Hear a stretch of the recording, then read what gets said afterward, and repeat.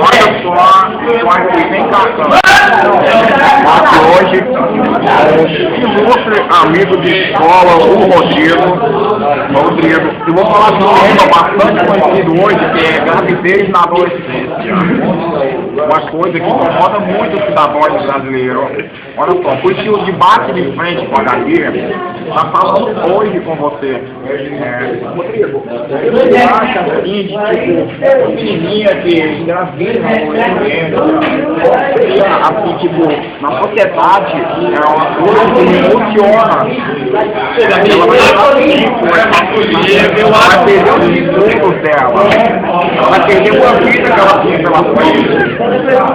Não pode falar com você. Eu acho uma puta na sacanagem, tá ligado? Essas radiazinhas me dá um cu, tá ligado? Eu não gosto disso. Mano, pra mim, mulher tem que ser certinha, tá ligado? Tem que lavar minha roupa, velho. Tem que lavar minha roupa. Você viu, menina? Não casa, você não tem que lavar a roupa. Tem que lavar minha roupa, tá ligado?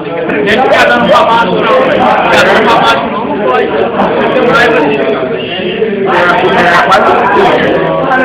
como o Rodrigo falou, o Roró, ele não é Goku, é Roró. Olha só. Mas tá, ô Rodrigo, mas um pouquinho, vamos nosso chamudo. Vai gravar sem estar pra ele.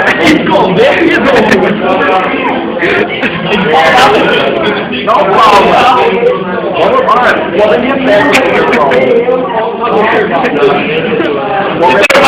pegar.